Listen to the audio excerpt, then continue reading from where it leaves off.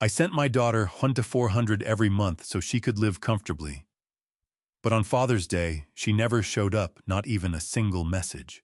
When I called, she snapped and said, "My mother-in-law is right. You're not family anymore." I didn't argue. I hung up, went to my computer, and did one thing. 1 hour later, my phone rang again. This time, my daughter was screaming on the other end. "Thank you for joining Dad's Revenge Stories. Your support means the world to me. Tell me in the comments which country or city are you watching from. Please note this narrative contains dramatized elements created for reflection and entertainment. Resemblances to actual people or locations are coincidental, yet the core takeaway is meant to inspire you. I set the table for 3 people that evening, the same way I always did when Diane was coming over. The good plates, the ones Carol picked out at a yard sale in 1994 and insisted were worth keeping, sat on top of the blue linen tablecloth. I had ironed that tablecloth that afternoon. I am 68 years old, a retired postal carrier with hands roughened by 35 California summers, and I stood in my kitchen on Father's Day, ironing a tablecloth, because my daughter was coming to dinner. The pot roast had been in the slow cooker since 10 in the morning.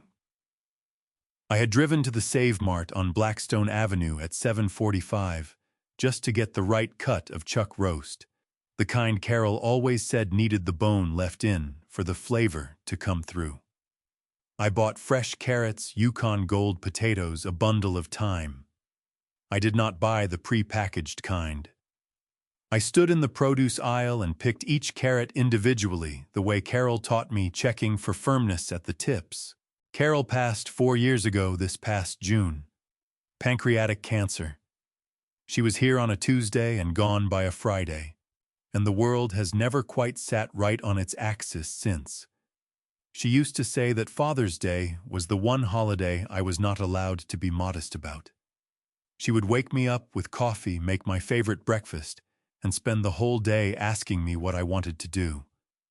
I always said the same thing. I want the family together. That was enough. Diane called me 3 weeks ago and said she and Brett would be there by 6:30.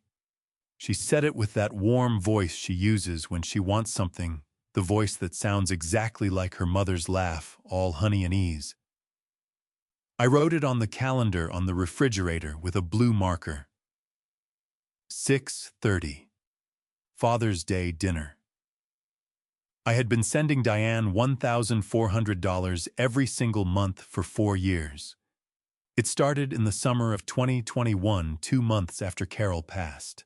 Diane called me crying. Said the mortgage was brutal, said Brett's commission checks were unpredictable, said the kids needed things, and the bills were stacking up. All she wanted, she told me, was for her family to live comfortably, to not lie awake worrying about money every month. I was 64 years old, freshly retired, sitting in a house that felt 3 sizes too big, and my daughter was crying on the phone. I said yes without thinking twice. My USPS pension comes in at just under $3,000 a month. Not a fortune, but Carol and I lived simply. We paid off this house in 2014. We drove used cars. We grew tomatoes in the backyard. $3,000 a month was enough for one person living quietly in Fresno, as long as that person did not take vacations or fix the cracked tile in the bathroom or replace the water heater before it started making that grinding sound every morning. I did none of those things. I sent Diane the $1,400 and kept the rest for groceries and utilities and the occasional dinner at Tacos El Rancho on Shields Avenue, which is the one luxury I refused to give up because Carol loved their green salsa, and eating there still made me feel like she was running a little late and would walk through the door any minute. By 6:15, I had the pot roast resting on the stovetop, the potatoes soft and golden, the table set. I had bought a small chocolate cake from the bakery section at Save Mart, the kind with the thick frosting that Owen and Sophie always went straight for before dinner. I put it on the counter and did not cut into it. 6:30 came, then 6:45. I sat down at the table and drank a glass of water. The house was very quiet. In 35 years of walking mail routes in Fresno heat, I learned that quiet is not always peaceful.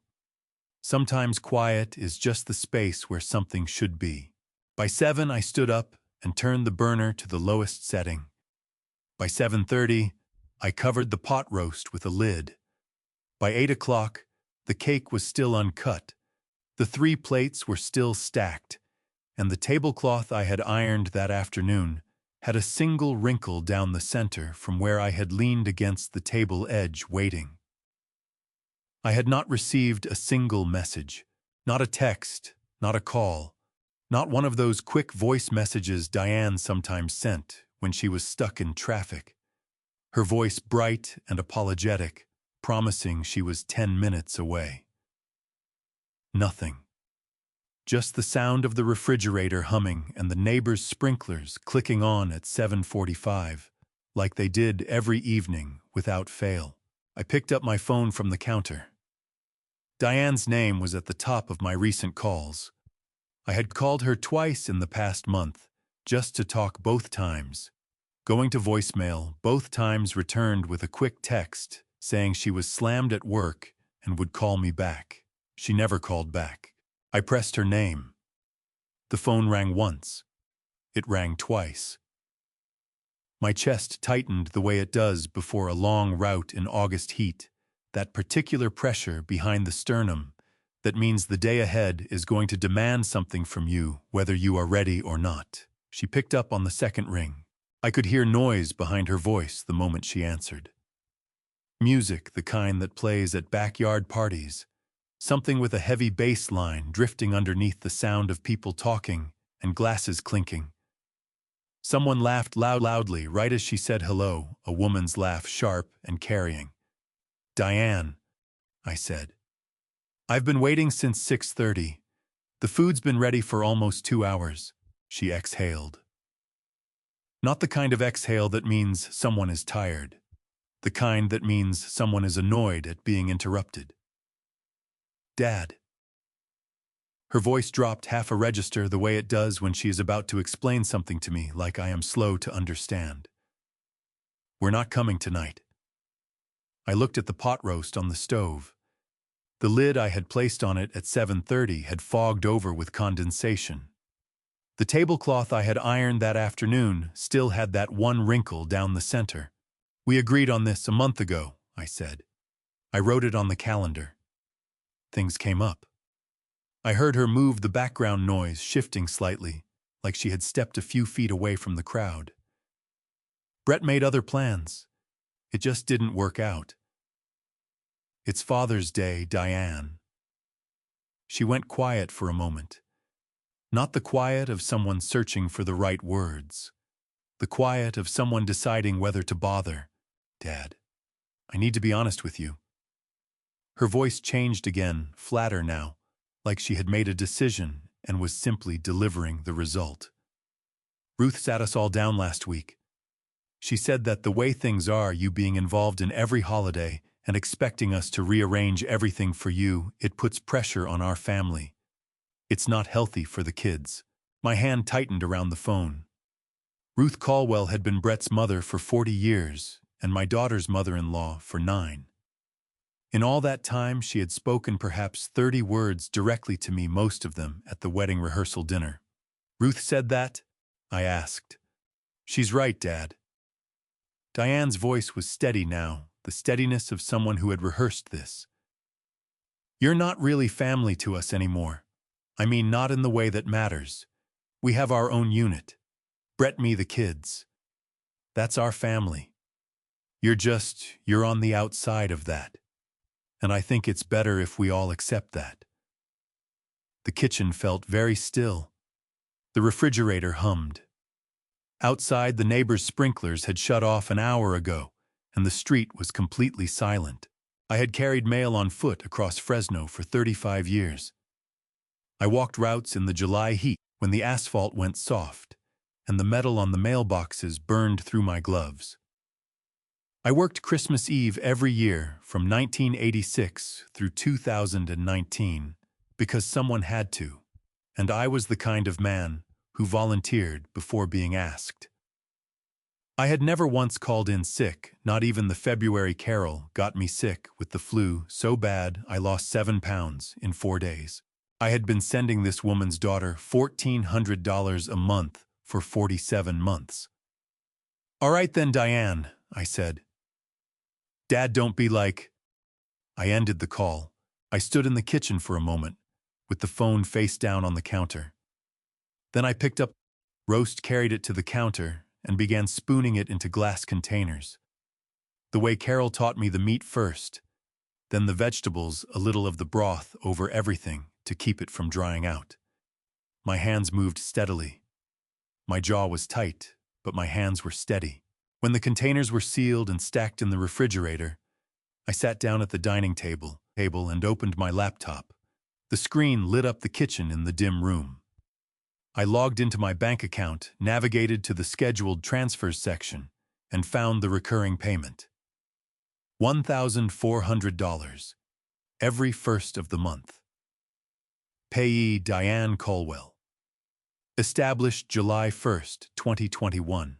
Total paid to date, the number sat there in plain black text, and I looked at it for a long moment without blinking.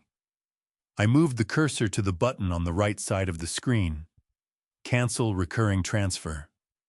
I had hovered over that button before twice in 4 years, both times closing the laptop and telling myself she was still finding her footing, still needed more time. I pressed it. A confirmation box appeared. "Are you sure you want to cancel this recurring transfer? This action cannot be undone." I clicked confirm. Then I kept going. I opened a new tab, logged into the mobile carrier account that covered 3 phone lines, 2 of which belonged to Diane and Brett. I navigated to account management, selected both lines, and suspended service. The system asked for a reason. I selected the option that said Account Holder Request and clicked Submit. I opened my streaming accounts next one by one, changed every password, and selected Sign out of all devices on each platform. I was methodical about it. I did not rush. I worked the way I worked every route for 35 years. One address at a time. No shortcuts, no skipped steps. When I finished, I closed the laptop, walked to the stove and turned off the burner I had forgotten to switch off. The kitchen smelled like pot roast and thyme. Carol's good plates were still on the table. I stacked them carefully and put them back in the cabinet. Then I sat on the couch, put my feet up, and waited. Just over an hour later, the phone rang. I watched the phone light up on the couch cushion beside me, Diane's name on the screen glowing in the dim room. I let it ring 4 times, counting each one the way I used to count porch steps on a long route just to keep my mind steady. Then I picked it up. "Dad." Her voice hit me before I even finished raising the phone to my ear. Not the rehearsed flatness from earlier. This was something raw, higher-pitched, the voice she used at 9 years old, when she broke Carol's favorite ceramic rooster and needed someone to fix it before her mother came home. "Dad, what did you do to the bank account?" "I canceled the transfer," I said. "You can't just do that." The words came out fast and compressed like she had been holding them ready. "That money is part of our budget. It's factored in. We have bills set to auto-pay against that deposit date. Then you'll need to make other arrangements," I said.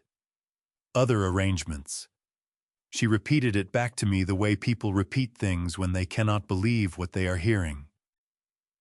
"Dad, I have a mortgage payment coming out in 6 days. 6 days. Do you understand what you've done?" I understood perfectly.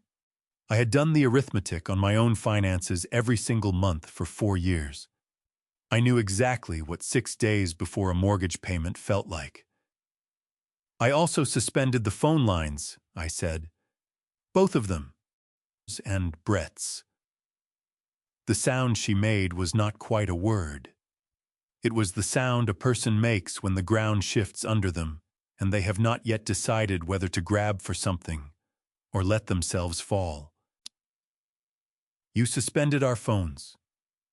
Her voice cracked on the last words, splitting open into something between fury and disbelief. Brett uses his phone for work. He has clients. He has deals pending right now tonight. Do you have any idea what you're doing to us? I'm adjusting my expenses, I said.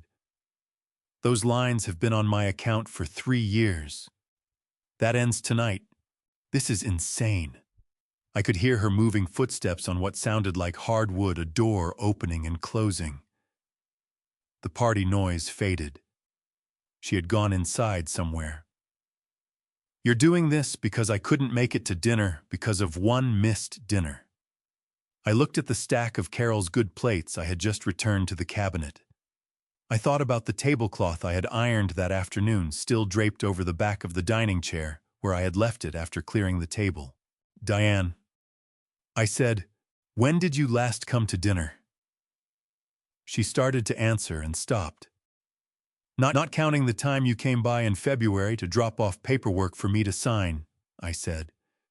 An actual dinner, sitting down, staying longer than 40 minutes. The silence stretched. It was the silence of someone doing an uncomfortable calculation.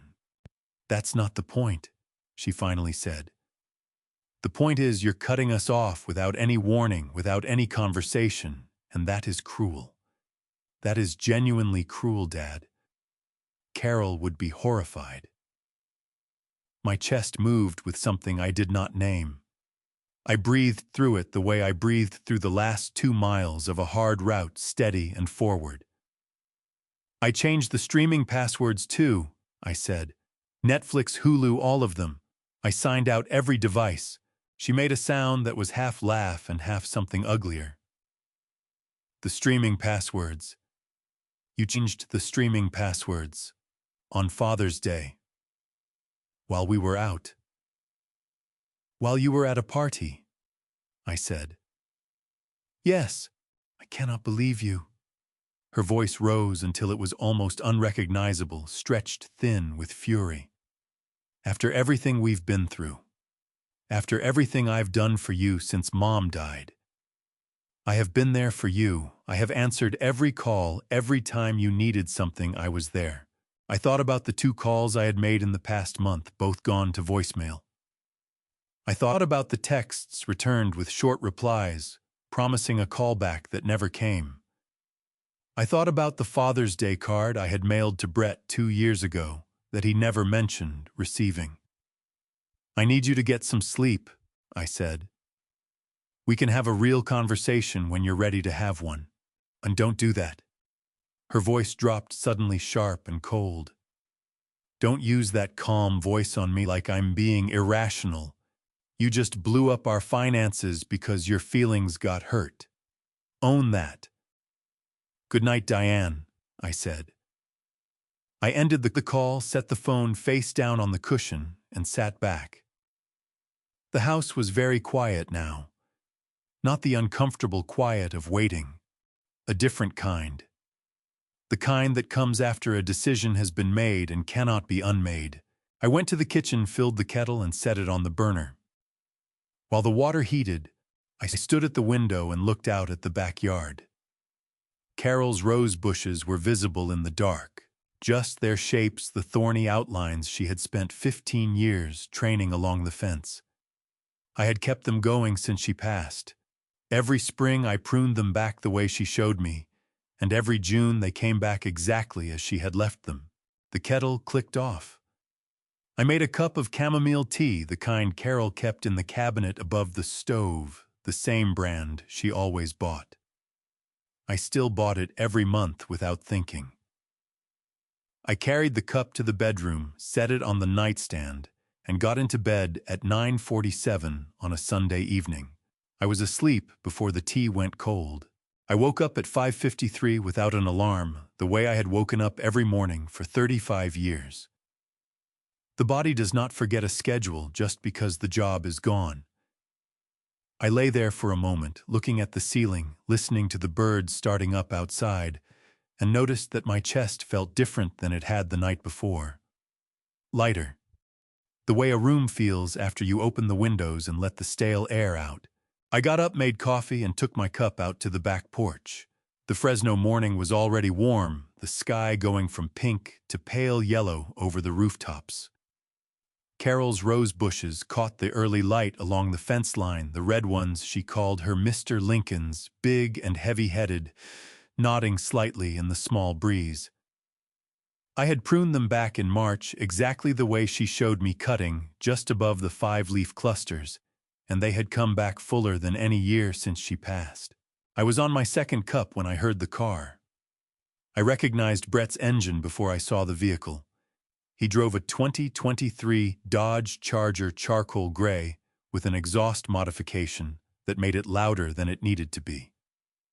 The sound of it pulling up to my curb at 7:41 on a Monday morning was not subtle.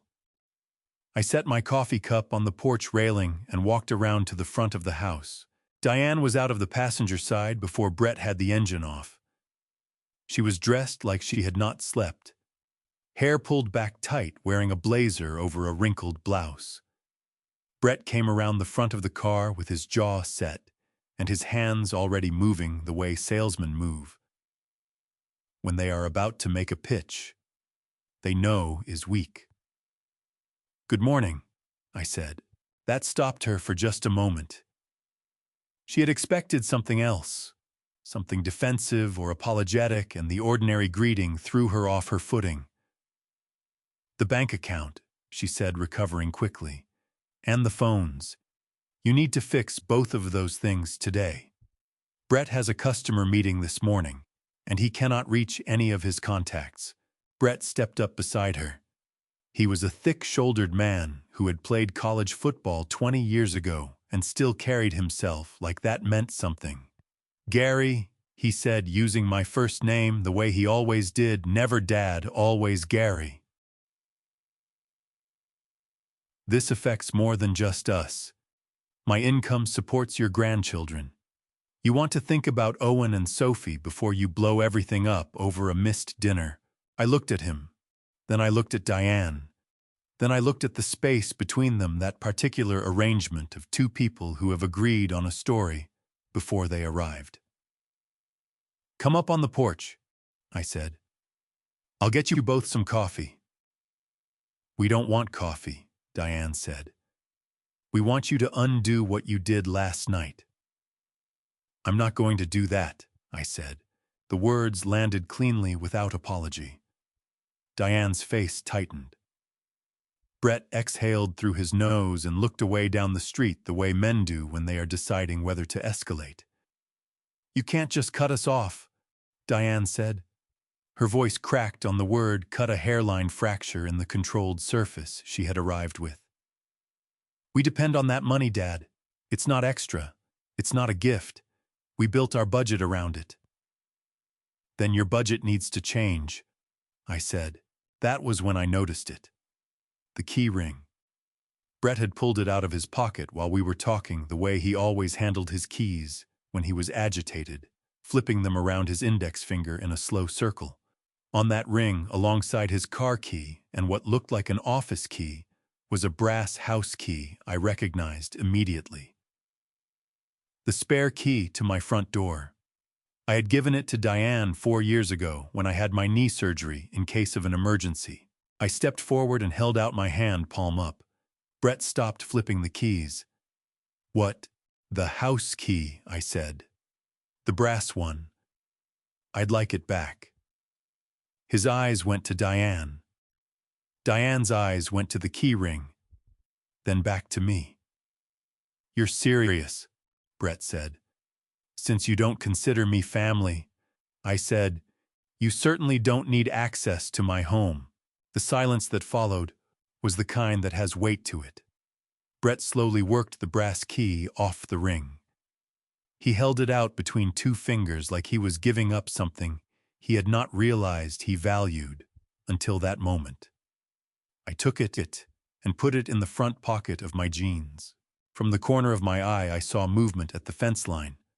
Margaret Tilson, my neighbor of 22 years, was deadheading her marigolds in the front bed, close enough to the shared fence that she could hear everything clearly. She caught my eye for just a second, gave a small nod, and went back to her flowers. "This isn't over," Brett said. He pointed at me with the empty hand, not quite touching, just pointing, the gesture of a man who wanted to do more and knew better. "You'll come around?" He walked back to the charger.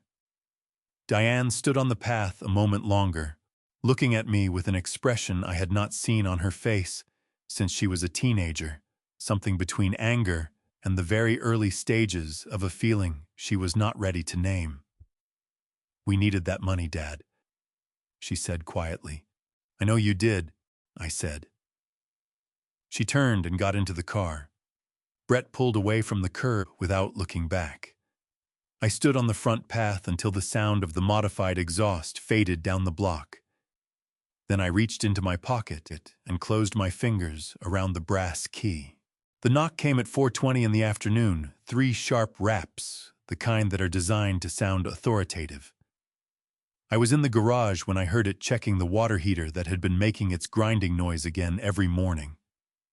I wiped my hands on a shop rag and walked around to the front door. Brett stood on the porch alone. No Diane. He had changed out of the blazer from Monday morning and was wearing a collared shirt with the sleeves rolled to the elbows, the kind of casual that takes effort to arrange. He had his sunglasses pushed up on his head and his arms crossed over his chest. "Can we talk?" he said. I opened the door wider and stepped back. "Come in." He came into the front hallway, but did not go any further, stopping just past the threshold, the way people do when they want to be able to leave quickly. I did not offer coffee this time. I leaned against the doorframe to the living room and waited. "I want to be straight with you," Brett said. He had a salesman's voice trained to sound reasonable even when the offer was not. "What happened Monday was emotional. Diane was upset she said things you reacted. I get it, but we're past that now and we need to talk practically." "All right," I said. "Talk practically." He unfolded his arms and put his hands in his pockets, shifting his weight slightly. "The money you were sending every month, that wasn't charity. That was family support. There's a difference. You were contributing to a household that includes your grandchildren, Owen and Sophie, your flesh and blood. And pulling that without any notice, without any conversation, that's not just inconvenient. That causes real harm." "How much debt are you carrying, Brett?" I asked. The question landed differently than he expected. His chin came up half an inch.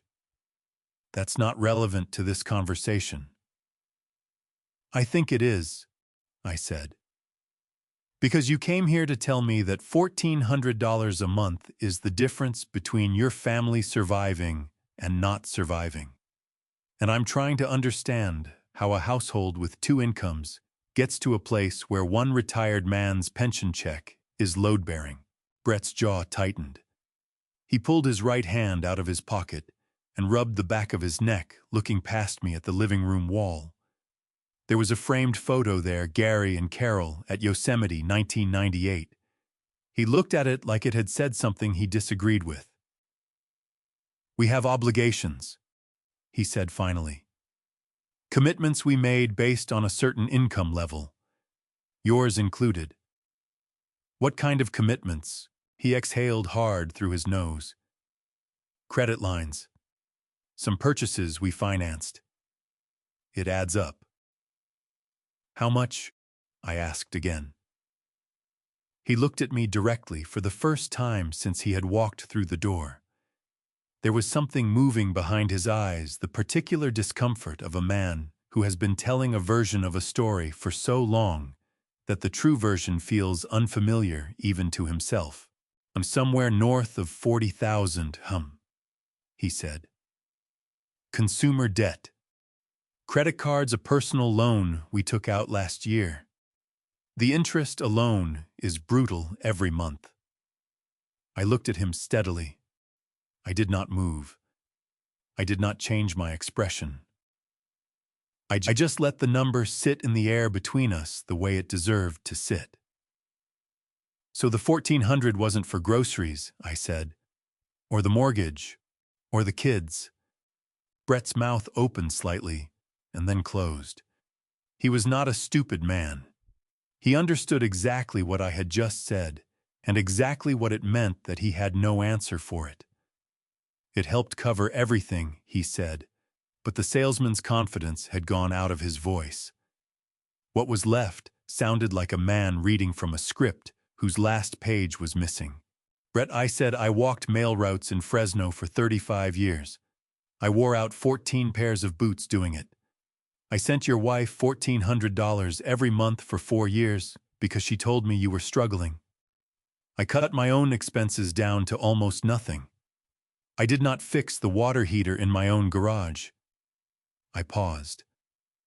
I was not covering your mortgage. I was covering your debt payments on things I never knew you bought. He stared at the floor. His shoulders dropped slightly, just a fraction, the way a structure settles when something underneath it shifts. The money isn't coming back, I said. The phones aren't coming back. I'm not angry at you, but I'm done. Brett put his hand back in his pocket and looked up at me. The aggressive posture he had arrived with was gone, replaced by something I had not expected to see on his face. Not remorse, exactly. More like the look of a man who has walked to the edge of something and looked down and does not like what he sees. He moved toward the door without another word. I stepped aside to let him pass. On the porch, he stopped with his back still to me. She's going to keep trying, he said. You know that. See, I know, I said. He went down the front steps and got into the Charger. I watched him pull away, then went back inside to the kitchen table, sat down and picked up a pen and a yellow legal pad. At the top of the first page, I wrote a single number. $40,000. Then I drew a line underneath it and started writing other numbers below. I sat at the kitchen table with the yellow legal pad and worked backward through 2 years of text messages, pulling up every request Diane had sent me that involved buying something on her behalf. It took longer than I expected. There were more of them than I had consciously registered at the time, the way background noise accumulates without you noticing until the room goes quiet and you realize how loud it had been. March of last year, a set of bath toys for Sophie, $34. Diane said she would Venmo me back that evening. She did not. April, an electric toothbrush Diane said was on sale at the Costco on Shaw Avenue, $47 she would get me next time. She did not. June, a birthday gift for Owen's friend from school. A Lego set Diane texted me a link for and asked me to order because her card was maxed that week. $62. August school supplies back to school. She said she was short until Brett's commission check cleared. $88. I kept going. I wrote each amount on the legal pad in a column on the right side of the page, the way I had logged mileage on route sheets for 35 years, one line at a time. By the time I reached the end of my text history, the column was 19 entries long. I added them up twice to make sure. $3,847. Over 22 months, Diane had asked me to cover various purchases on her behalf, always with a reason, always with a promise to pay me back. And the total was sitting on my legal pad in my own handwriting, like something that had always been there, waiting for me to look directly at it. I had just put the cap back on my pen when someone knocked at the back door. The light knock, 3 taps with one knuckle, the signature of one person. "It's open, Marge," I called. Margaret Tilson had been my neighbor for 22 years.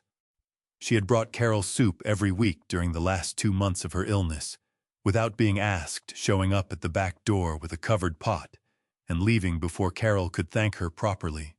After Carol passed, Marge had started showing up with 2 cups of coffee on Saturday mornings, sitting with me at the kitchen table for an hour without requiring me to be anything other than what I was, a man who was grieving and did not always have words for it. She came in carrying 2 glasses of lemonade, set one in front of me, and sat down across the table. She looked at the legal pad at the column of numbers and at my face, and she did not say anything for a moment. Brett came by, I said.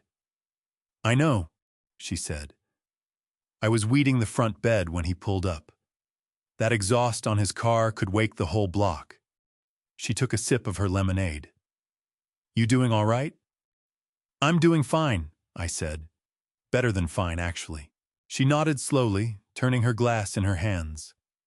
Then she set it down and reached into the pocket of her cardigan. She pulled out her phone, looked at the screen for a moment, and then set it flat on the table between us and slid it toward me. I've been wanting to show you this for 3 months, she said. I wasn't sure it was my place, but after Monday, I think you need to see it. It was a screenshot of a group message thread. The group was named something like Neighborhood Updates, one of those neighborhood social apps people use to post about lost dogs and suspicious cars. I scrolled up slightly to get the context. The message was from Diane's account, posted 7 weeks ago. It read, "My dad is sweet, but honestly, he doesn't know what to do with all his pension money sitting there.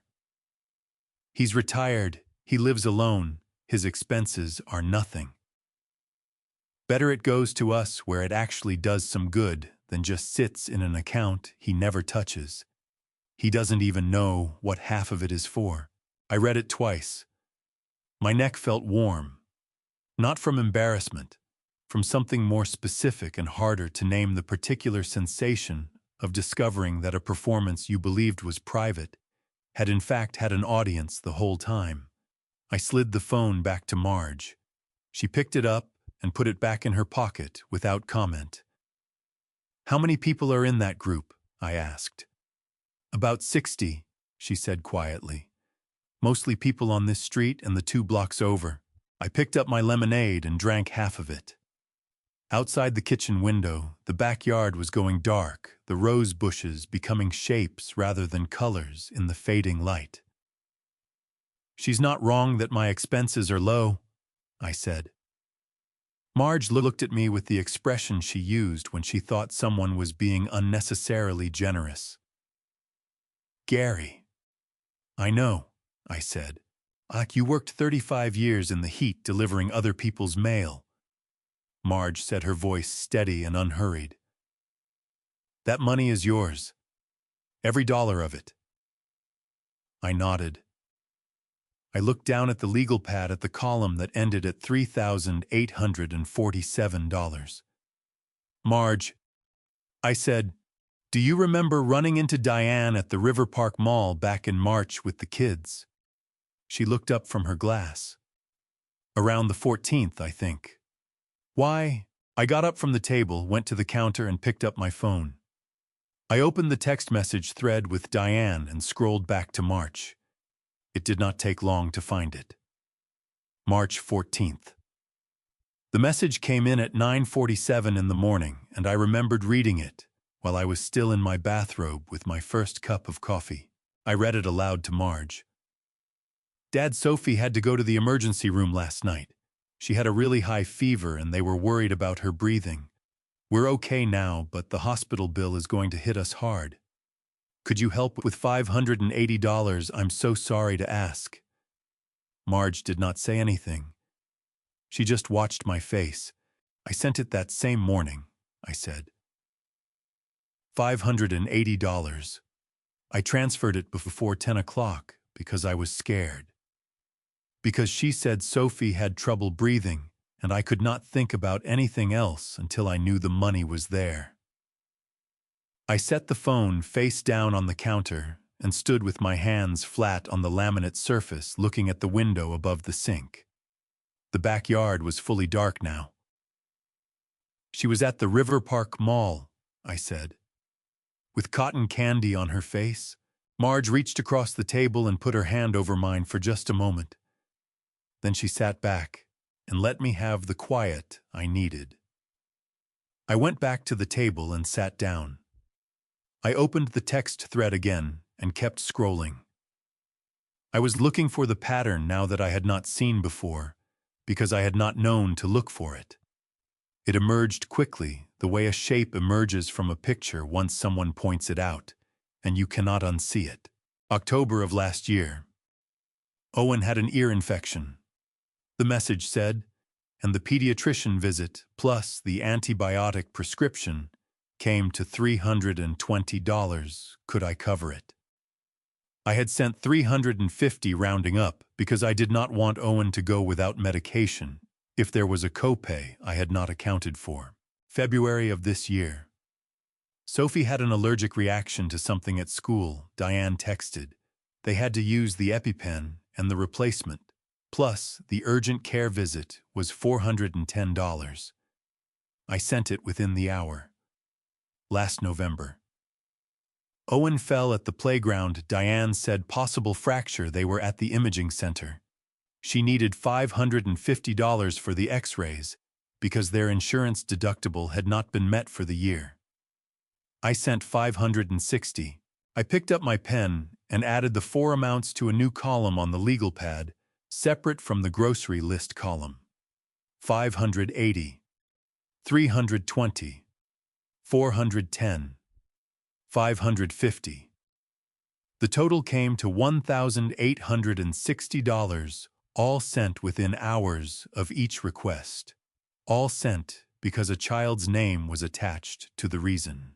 I looked at the 2 columns on the legal pad, the grocery list column, the sick children column.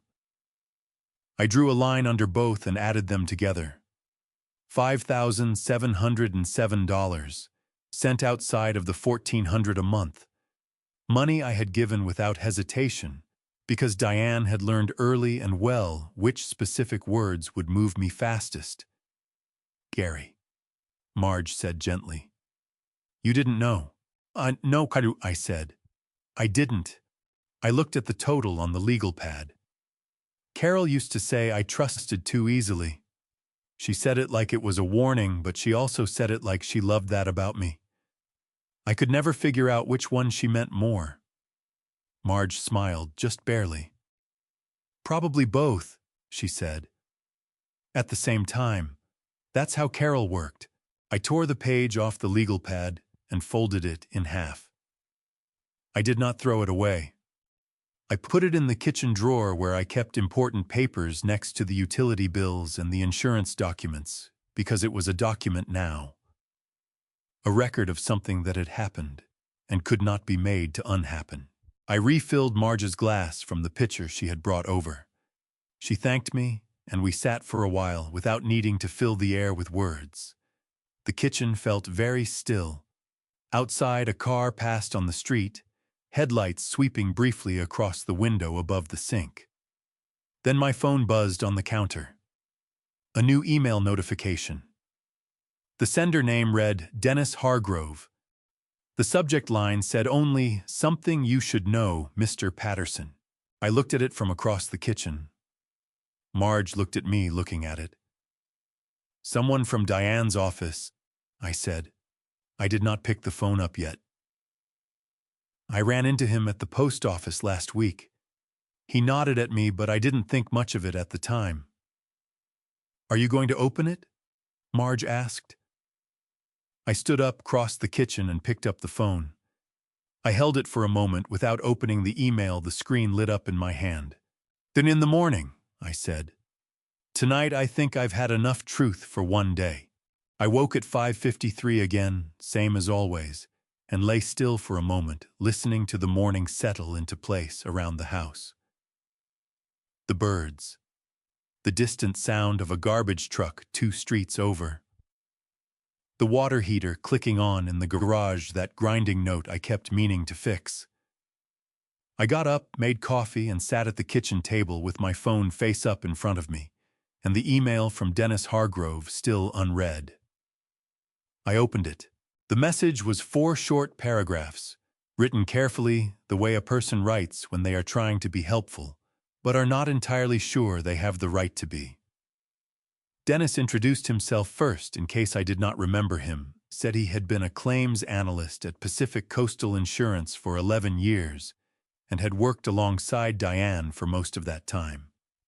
He said he had seen me once at the post office on Blackstone, and almost said something, but lost his nerve. Then he wrote, "I want you to know that Diane was promoted to Senior Operations Manager in January of last year. The salary increase was significant. I assumed she would have told you. I am sorry if this is unwelcome information, but I think you deserve to know it." I read that paragraph 3 times. January of last year, 14 months ago. 14 months during which Diane had continued to call me on the first of every month, sometimes a few days before, to confirm the transfer was coming. 14 months of grocery lists and sick children and overdue bills. 14 months of me calculating whether I had enough left after the transfer to cover my own utilities without dipping into savings. I wrote back to Dennis in 2 sentences. I thanked him for reaching out and told him I was glad he had. Then I closed the email, finished my coffee, rinsed the cup, and got in my car. The offices of Pacific Coastal Insurance were on the north end of downtown Fresno, a 6-story building with a glass front that caught the morning sun and threw it back at the street in long, flat sheets. I had driven past it dozens of times over the years without ever going in. I did not go in now either. I pulled into the public lot across the street and found a space where I could see the building entrance and the adjacent parking structure clearly. I did not have to wait long. At 8:47, a silver SUV nosed out of the parking structure and turned toward the building entrance. It was a 2024 model, the kind with the panoramic roof and the chrome trim package that dealers put on the lot versions to justify the price. It pulled into a reserved space near the entrance door. The reserved sign had a placard on it. I was too far away to read it from my car, so I got out and walked to the edge of the lot. The placard read, D. Colwell, Senior Operations Manager. Diane got out of the driver's side. She was wearing a blazer I had not seen before. Charcoal gray, well-cut, the kind that does not come off a rack at a department store. She had a coffee cup in one hand and her bag over the other shoulder, and she moved the way people move when they are comfortable in a place, unhurried, certain of where they belong. She did not look in my direction. She badged through the front door and disappeared into the building lobby. I stood at the edge of the parking lot with the morning sun on my back and looked at the silver SUV in the reserved space and at the placard with my daughter's name and new title on it. Senior Operations Manager. I thought about the February phone call where she had cried over the cost of Owen's winter coat. I thought about the text last March, Sophie's fever, trouble breathing, could I help with the hospital bill? I thought about the legal pad in my kitchen drawer with its 2 columns of numbers adding up to $5,707 on top of the $65,800 I had already sent. A hand touched my shoulder lightly. I turned. Dennis Hargrove was standing beside me, a travel mug in his hand, his badge clipped to his lapel. He was younger than I had pictured from his email, maybe early 40s, with the slightly apologetic expression of someone who had done a difficult thing and was not sure yet if it had been the right call. "Mr. Patterson," he said, "I thought that might be you." "Dennis," I said. We shook hands. "Thank you for the email." He looked at the silver SUV in the reserved space and then back at me. "I really did think she had told you," he said. "When she got the promotion, everybody on the floor was talking about it. She took the whole team out for drinks to celebrate. I just assumed family knew." "She forgot to mention it," I said. Dennis nodded slowly. He had the decency not to say anything else about it.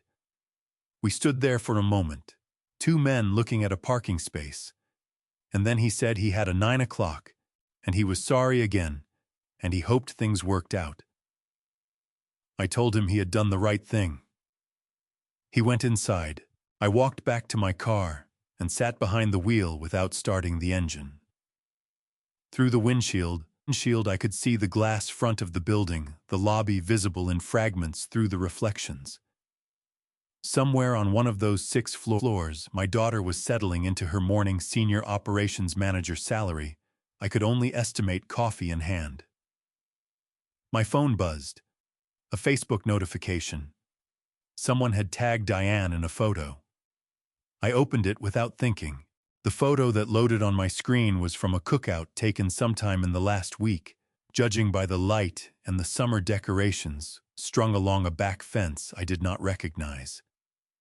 Diane was in the center of the frame, laughing at something off to the left. Her head thrown back the way Carol used to laugh, that full, unguarded laugh that came from somewhere deep. Brett stood beside her with his arm around her shoulders. Owen and Sophie were in the front, squinting into the sun, matching expressions of mild impatience the way children look when adults keep taking pictures instead of getting to the food. It was a good photo. Diane looked genuinely happy in it. I sat with that for a moment. Then I navigated to her profile and started scrolling. I was not looking for anything specific. I told myself that. But my hands kept moving, scrolling back through months of posts, and what I was actually doing was looking for myself. Looking for evidence that I existed somewhere in my daughter's documented life. I scrolled through November. Thanksgiving at the Colwell house. Ruth presiding at the head of a long table, 14 people arranged around it. Candles lit the good china out. Brett carving the turkey. Owen standing on a chair to reach the cranberry dish. Sophie in a velvet dress Carol would have loved. No Gary. I scrolled through October. A pumpkin patch somewhere outside of Clovis, the whole family in matching flannel. The kind of coordinated family photo that takes planning and intention. Brett, Diane, Owen, Sophie, two of Brett's brothers with their families. A scarecrow in the background wearing a hat. No Gary. I scrolled back to December of last year. The Christmas photos came in a set of 12 posted on December 26th, captioned, "Our Christmas." Every single frame was complete. The tree with the presents underneath. The kids in their pajamas at 6 in the morning. Diane in a new robe holding a coffee mug with both hands. Brett assembling something with too many pieces and not enough patience. Ruth Colwell on the couch with Owen in her lap, reading to him from a book I could not make out. 12 photos. Not one of them contained me. I thought about December of last year. I had spent Christmas morning alone in the house on Van Ness Avenue, the one Carol and I had bought in 1991, the one we had raised Diane in. I had called at 9 in the morning, and the call went to voicemail. I called again at noon, and Diane picked up, sounded distracted, said they were in the middle of presents, and she would call me back later. She did not call back. I ate leftover soup for lunch and watched a John Wayne movie on cable and went to bed at 9 o'clock because there was nothing else to do. On January 1st, I had transferred $1,400 into Diane's account, same as always. I put my phone in my jacket pocket and looked through the windshield at the glass front of the building where my daughter worked. The morning sun was higher now, past 9 o'clock, and the reflections had shifted so that the lobby was less visible, just a dark surface giving back the sky. I thought about the Sunday dinners. For the first 2 years after Carol passed, I had kept up the tradition, cooking every Sunday, setting the table, calling Diane on Saturday to confirm. She came 4 times in the first year, 3 times in the second. Then she stopped coming entirely, always a reason, always plausible. And I kept cooking anyway, because stopping felt like admitting something I was not ready to admit. Marge had told me carefully, and with obvious reluctance, that Diane had mentioned the Sunday dinners to a neighbor at a block party.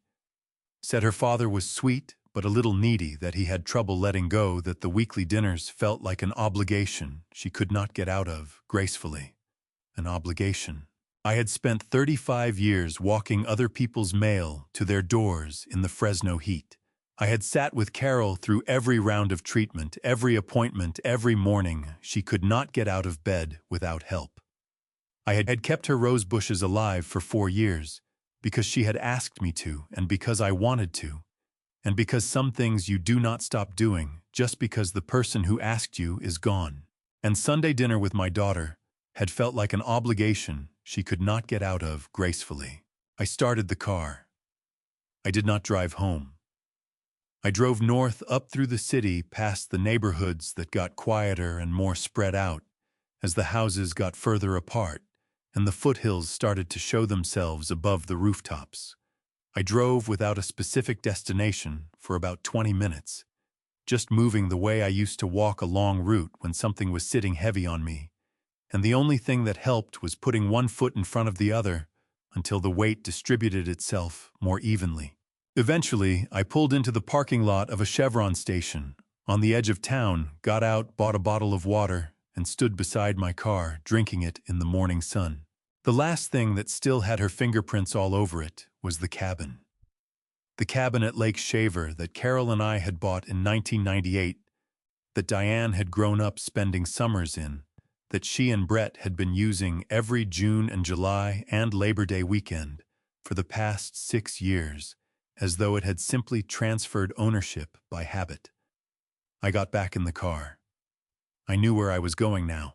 You're listening to Dad's Revenge Stories.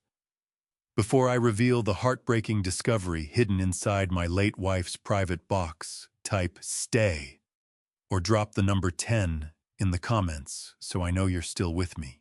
Also, please note what comes next contains fictional adaptations and dramatized elements. If that's not what you're looking for, feel free to step away now. I got home just after noon, made a sandwich I did not particularly want, and ate it standing at the kitchen counter, looking out at the backyard. The rose bushes were at their peak, the Mr. Lincolns heavy and dark red in the midday sun.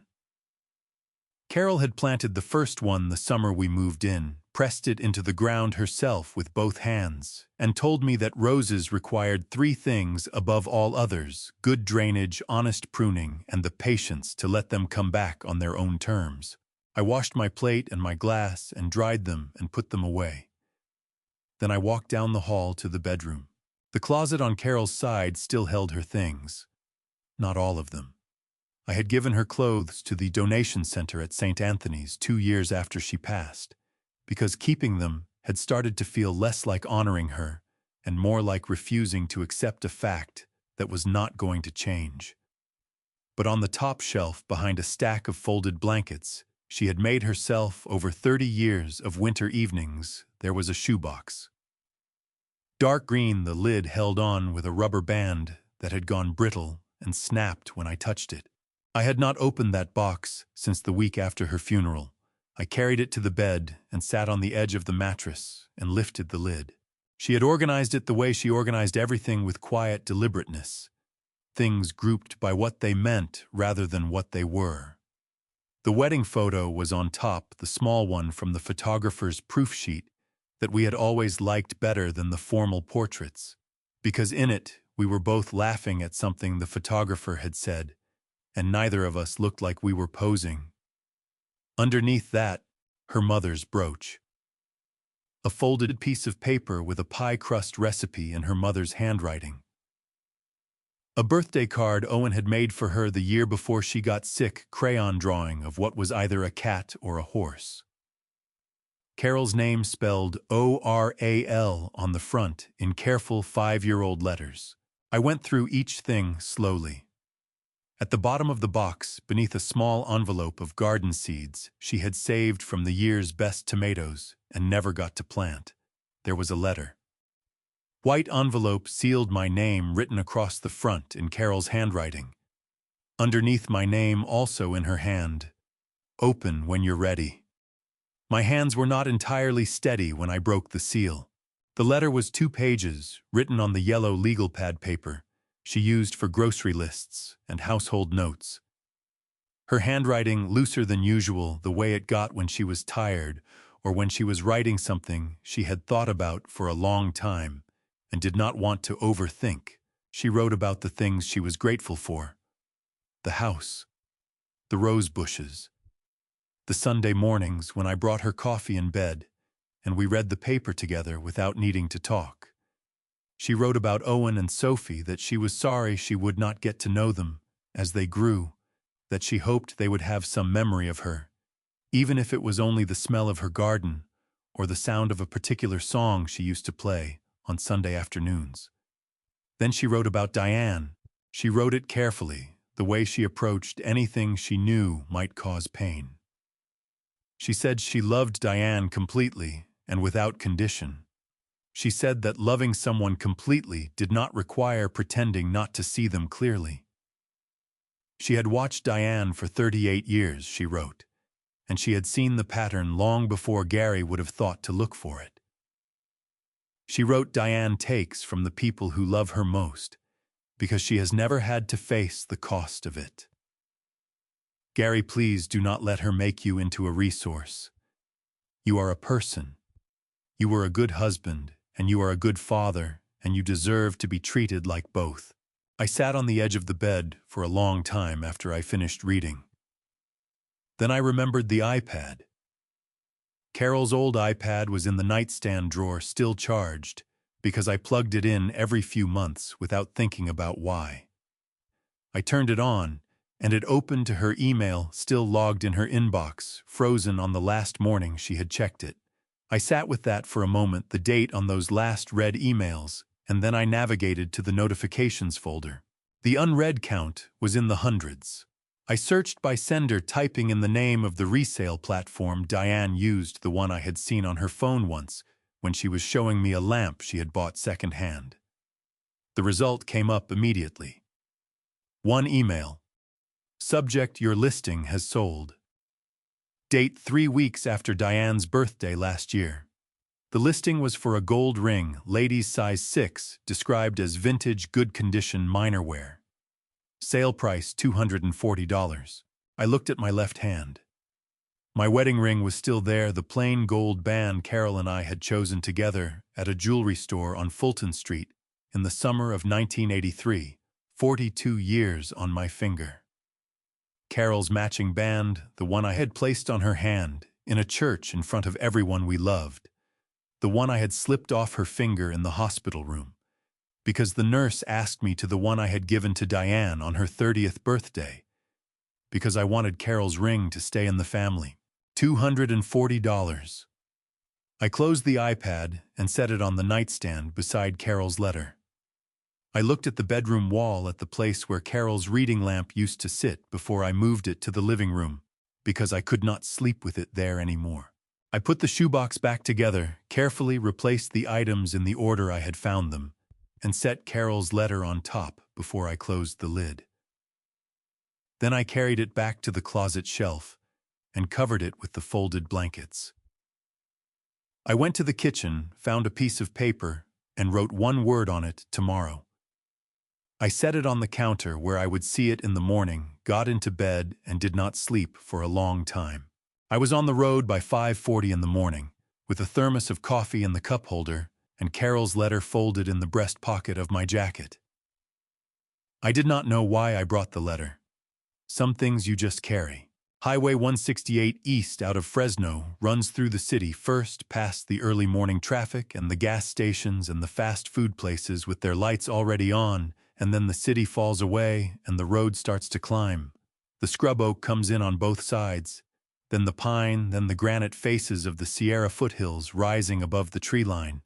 And by the time you reach the lake, the air is different, thinner and cooler, and carrying the particular smell of pine resin and cold water that does not exist anywhere in the valley below. Carol had loved that smell. She used to roll down her window as soon as we hit the first switchback, regardless of the temperature, and breathe in through her nose with her eyes closed, like she was storing it. I reached Lake Shaver at 7:52. The cabin sat back from the water on a half-acre lot Carol and I had bought in 1998 for a price that seemed significant at the time and looked like a miracle now. Single-story cedar siding that had weathered to a silver gray, a covered porch facing the water with 2 Adirondack chairs we had painted green the summer Diane turned 16. I unlocked the front door and pushed it open. The smell hit me immediately. Stale air, sunscreen, the particular staleness of a place that has been lived in carelessly and then left. There were dishes in the drying rack that had not been put away. A bag of potato chips open on the kitchen counter, the top folded over but not clipped. In the living room, 2 blankets pushed to one end of the couch and a stack of magazines spread across the coffee table. Old habits, I thought. Diane's summer dresses hung over the backs of chairs and the closet door in the bedroom. I opened every window in the cabin to let the morning air through. Then I found the box of heavy black garbage bags I had brought from home and got to work. I did not damage anything. I did not throw anything away. I went through each room methodically, the way I had walked every route for 35 years, and I folded or rolled or packed everything that belonged to Diane and Brett into the black bags with care. The summer dresses, Brett's fishing gear, the inflatable kayak still in its bag from last summer, the cases of wine they had shipped up in June, 2 cases of a label I did not recognize, expensive looking, the kind of thing I could not have afforded in 35 years of carrying mail. I counted 14 bags by the time I was done. I dragged each one out to the covered back porch and stacked them in 2 rows against the wall out of the weather. Then I called the locksmith. His name was Ray, and he had done work at the cabin once before years ago, when Carol locked herself out on the last day of a summer trip, and we waited 3 hours for him to drive up from Clovis. He remembered the job. He arrived at 9:15, worked quietly and efficiently, and by 10:40 the front door, the back door, and the shed all had new deadbolts. He handed me 2 sets of keys for each 4 keys, total bright and sharp-edged, the way new keys always are before life gets to them. I paid Ray in cash and thanked him. He packed his tools into his truck and drove back down the mountain road. I called Lena Marsh from the porch with a cup of coffee from the thermos looking out at the water. Lena had handled the estate paperwork when Carol passed, and before that she had done our property documents when we refinanced in 2009. She was the kind of lawyer who answered her own phone before 10 in the morning. She picked up on the second ring. Schloss Lena.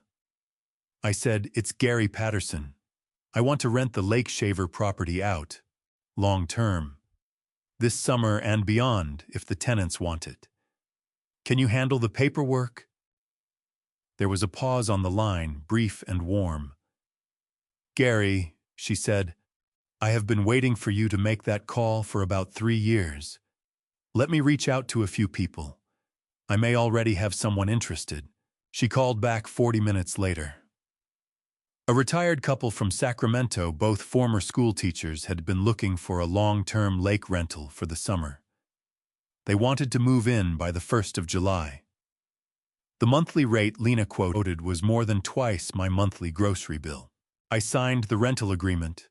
Through an electronic document service Lena emailed to my phone, standing on the porch in the mountain morning, with the lake visible through the pines and the 2 green Adirondack chairs holding the light the way they always had. Before I left, I stood at the porch railing and looked at the water for a few minutes.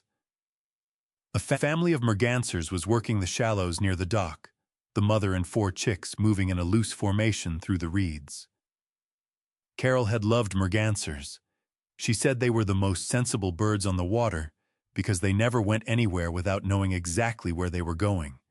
I locked the new deadbolt, tested it twice, and put the keys in my jacket pocket alongside Carol's letter. My phone rang as I was pulling out of the dirt drive. Diane's name on the screen. I looked at it for 1 full ring, then set it face down on the passenger seat and drove. The week after Lake Shaver passed quietly. Diane called twice more, both times going to voicemail, both messages variations of the same theme, her voice swinging between injured and demanding the way a pendulum swings when it has not decided where to settle. I listened to both messages once and did not return either call. I spent the week fixing the water heater in the garage finally after 3 years of that grinding noise every morning. A parts store on Shields Avenue had what I needed, and I spent a Tuesday afternoon on the garage floor with my old wrench set working through the repair the way I worked through everything methodically and without rushing. Thursday morning I was in the backyard deadheading Carol's roses when I heard a car door. Then another. Then the sound of small feet on the front porch and the doorbell ringing twice in quick succession. the impatient double ring that children use when they are excited or nervous. I came around the side of the house and saw Diane's car at the curb, engine still running.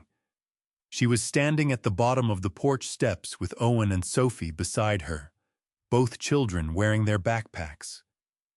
Owen's straps adjusted too loose, so it hung low on his back.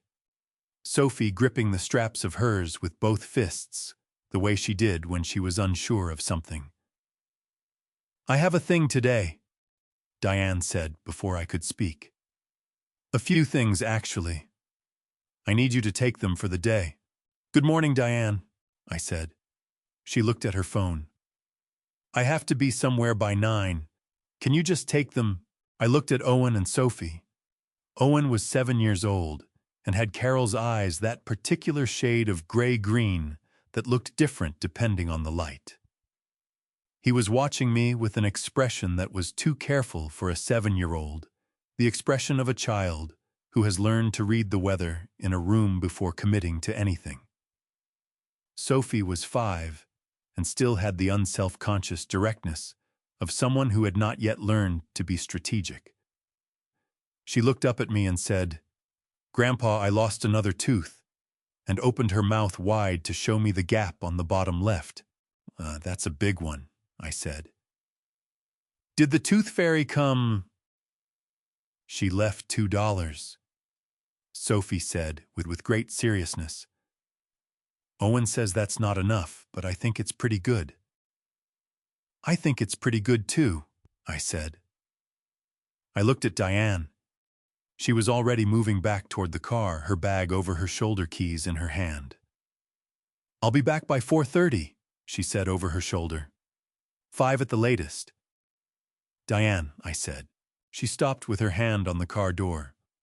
She did not turn around fully, just angled her head slightly the way people do when they are hoping to avoid a conversation they can already see coming. "You should have called first," I said. "I know. I'm sorry. I really have to go." She got in the car and pulled away from the curb before I had finished forming my next thought. I stood on the front path for a moment, looking at the space where her car had been. Then I turned to Owen and Sophie. "Okay," I said. "Who wants pancakes?" Owen's careful expression broke open into something much more like a 7-year-old. "With the blueberries," he said. "With the blueberries," I said. We had a good morning. I made the pancakes with fresh blueberries from the carton in the refrigerator and let Owen pour his own syrup, which resulted in a quantity of syrup that no pancake could reasonably absorb, and Sophie helped me wash the dishes afterward, standing on the step stool Carol had bought when Diane was 4 years old. We built a fort in the living room out of couch cushions and the spare blankets from the hall closet, and I read them 2 chapters of a book about a dog who learned to sail a boat, which Sophie found completely plausible, and Owen found scientifically questionable. By 4 o'clock, I had made them grilled cheese sandwiches and apple slices, and they were watching a nature program on the television when Diane's car pulled into the driveway. I stepped out onto the porch and pulled the front door mostly closed behind me. Diane came up the walk with a blowout in her hair and a shopping bag over one arm. Her afternoon appointments had clearly included a salon. I held out a folded piece of paper. She took it with 2 fingers and unfolded it slowly. Her eyes moved across the page. Then she looked up at me. "You're billing me," she said. It was not quite a question. 7 hours of emergency childcare at $25 an hour, I said. Plus $15 for lunch and snacks. $190 total due by tomorrow. If you leave the children here without prior arrangement again, I will have no choice but to contact Child Protective Services. Leaving children under 8 years old without a confirmed caregiver is considered abandonment under California law. Diane stared at me. Her mouth opened and closed once. "The children are fine," I said. "We had a good day. Owen is concerned about the aphid situation on the roses, and Sophie has named a caterpillar Gerald, Diane grabbed the invoice, turned on her heel, and walked back to the car. She opened the back door and spoke to the children in a low voice. Owen climbed out and walked up the path toward me and put his arms around my waist without saying anything. I hugged him back, my hand on the back of his head. Then Sophie came running and wrapped herself around my leg and said goodbye, Grandpa, 3 times in a row. I watched them get into the car. Just before Diane closed Sophie's door, Owen turned and looked back at me over the seat. He raised one hand in a small wave. I raised mine back. The car pulled away. I stood on the porch until it turned the corner. Then I went inside and sat down at the kitchen table and put my face in my hands and breathed slowly until the tightness in my chest worked its way through.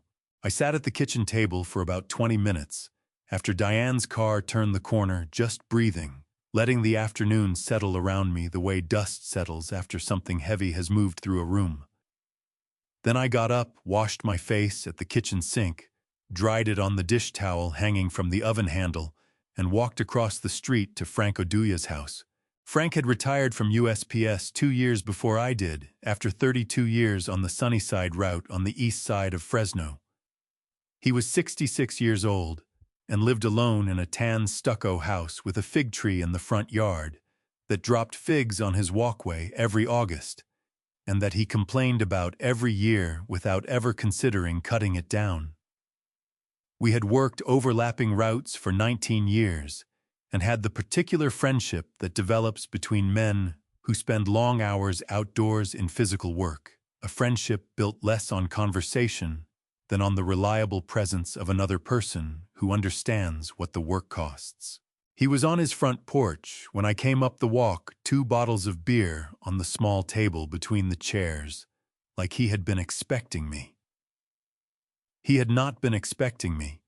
He just always kept 2 cold ones out there on summer evenings on the reasonable assumption that company might arrive and ought to be prepared for. "Gary," he said, handing me a bottle as I sat down. "Frank," I said. We drank for a while without talking. The street was quiet in the late afternoon, a few kids on bikes at the far end of the block, a sprinkler system clicking on at the house 2 doors down. The fig tree threw a long shadow across the front walk.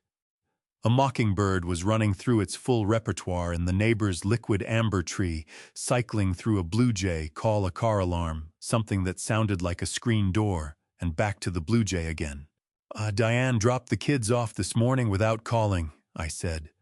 "Left them on the porch and drove away." Frank turned his bottle slowly in his hand. "How long?" "All day. She came back at 4:30 with fresh hair and a shopping bag." Frank made a sound that was not quite a word. He took a long drink of his beer and looked out at the fig tree. "I gave her an invoice," I said. He looked at me. Then the corner of his mouth moved. "How much?" $190. $25 an hour plus lunch." Frank laughed, then a full laugh, the kind that starts in the chest and does not apologize for itself. "Gary Patterson," he said, shaking his head. $190. "She looked like I had handed her a live snake," I said. "I imagine she did."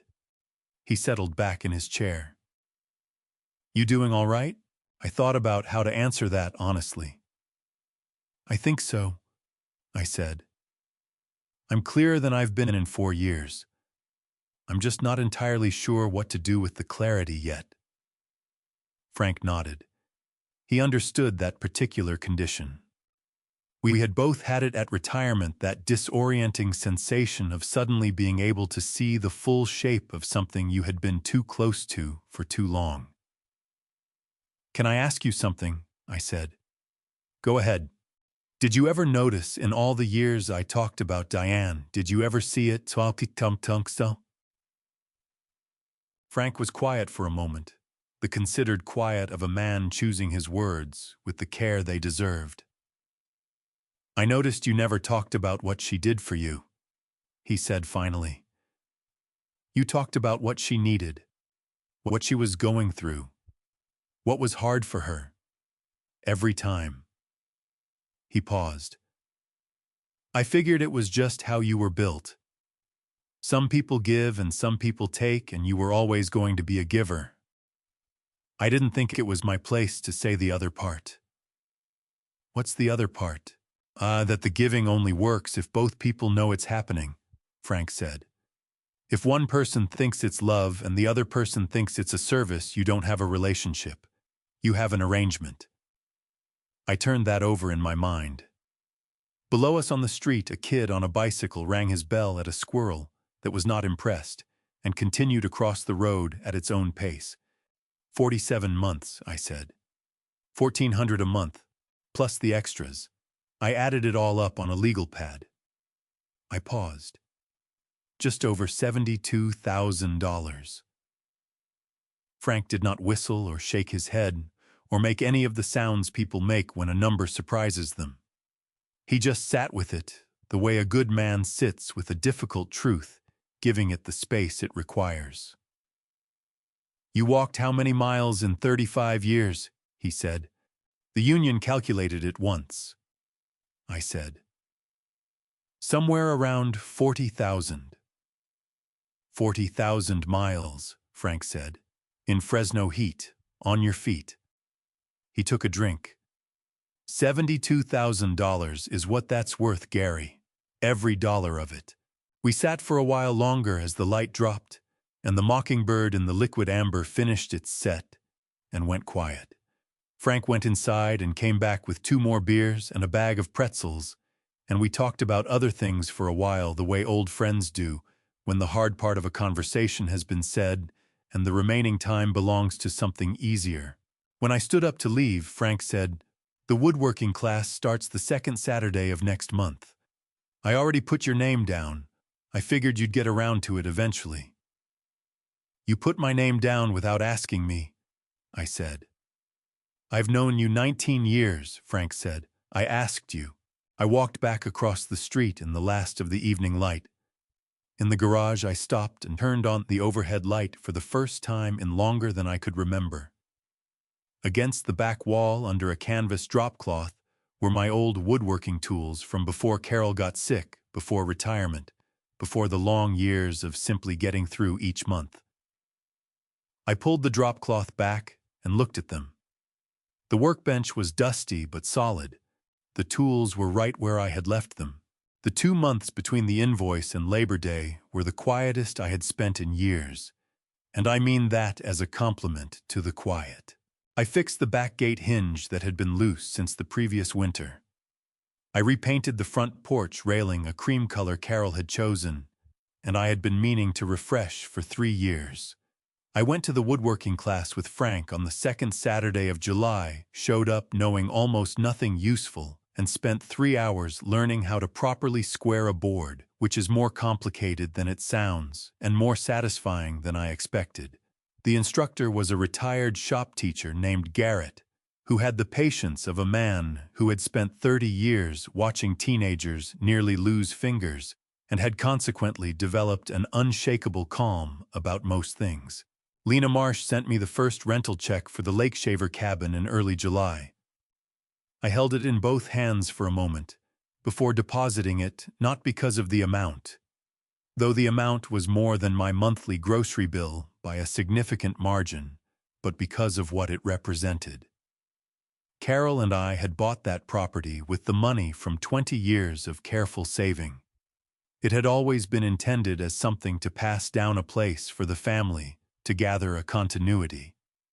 Now it was generating income that would cover the property taxes for the next 4 years, and the family that was gathering there was a retired couple from Sacramento named the Hendersons, who sent Lena a note after their first week, saying the roses on the back fence were the most beautiful thing they had ever seen at a rental property. I read that note twice, and then put it on the refrigerator with a magnet. On the Saturday before Labor Day, Marge came over with a pitcher of sweet tea, and we sat on my back porch in the late afternoon. The heat was still heavy, the way Fresno heat sits in late August, dense and unhurried, But there was the beginning of something different in the air, the very first suggestion of fall that comes a few weeks before it arrives properly. My phone was on the table between us, face up, because Lena had asked me to keep it accessible over the holiday weekend. She had told me it was possible Diane might attempt to access the cabin and that I should be prepared to handle it calmly if contact was made. At 3:47 in the afternoon, the phone rang. Brett's name on the screen, a new number I had not blocked yet. I picked it up and put it on speaker so Marge could hear. She raised her eyebrows slightly but said nothing. "Gary."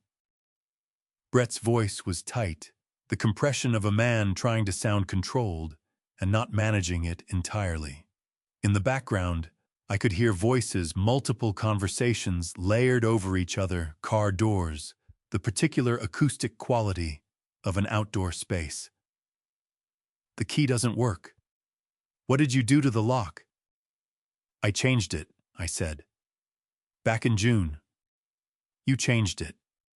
A pause. "There are people here, Gary. We drove 2 hours. Sarah and Mike are here, the Delgados, the Harmons from Brett's office." He caught himself. "People are sitting in their cars waiting to get in. You need to tell me where the spare key is." "There is no spare key for you," I said. "The cabin is under a rental agreement through the end of September. A family is using it." "You rented it out." His voice went up on the last word, not quite a shout, but close. "You rented out the family cabin without telling anyone." "It is my property," I said. "I don't require permission to rent it." Marge poured herself more sweet tea and looked at the rose bushes with an expression of mild interest. The expression of someone enjoying an afternoon in a garden who also happens to be listening to every word. "This is insane." Brett's voice dropped into something harder. "Diane is going to lose her mind. She has been planning this weekend since May." "But then Diane should have communicated with me in May," I said. "Instead of assuming the cabin would be available the way it has always been assumed to be available." There was shuffling on the line, the sound of the phone changing hands, and then Diane's voice came through, and she was not attempting to be controlled. "What did you do?" she said, her voice cracking on the last word with the particular fracture of someone who has been holding a performance together in front of company and has just lost her grip on it. "There are 10 people standing in this parking area, Dad. 10 people I invited. Do you have any idea how humiliating this is?" "I imagine it is uncomfortable," I said. "I'm sorry for that." "You're sorry." She made a sound that was not quite a laugh. "Open the cabin, Dad. Right now. Just this once.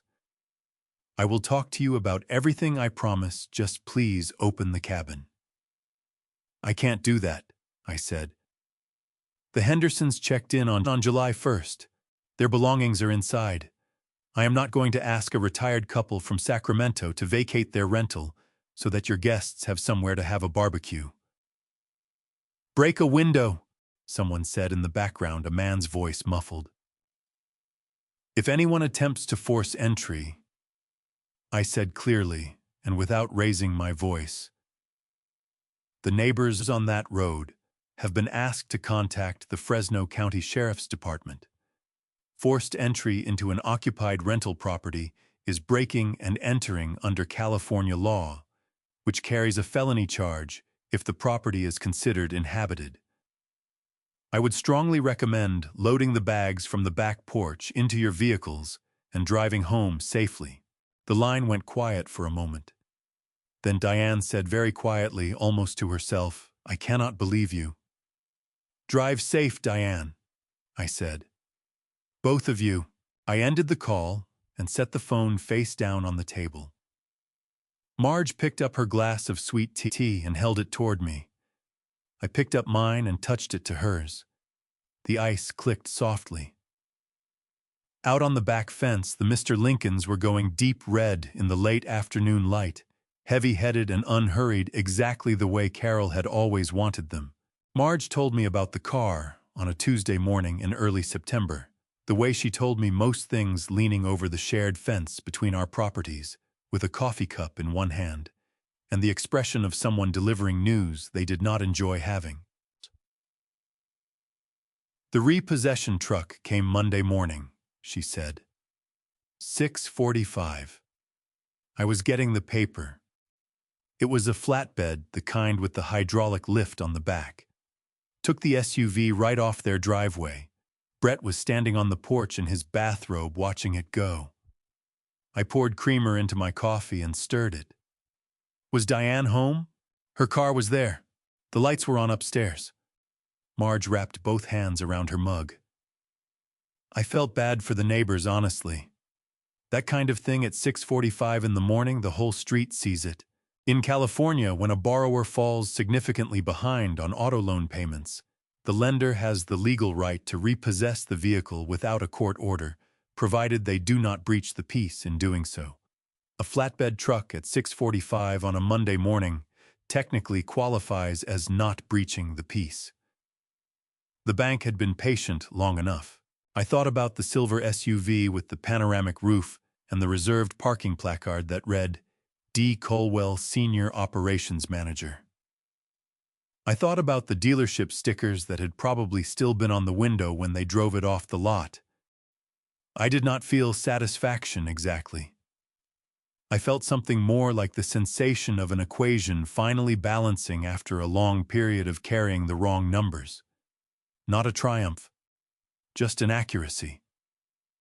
The world had corrected itself the way it eventually always does, and the correction had arrived at 6:45 on a Monday morning in the form of a flatbed truck with a hydraulic lift. Marge stayed for another cup of coffee, and we talked about other things the way neighbors do when the difficult subject has been said, and the remaining time belongs to something ordinary.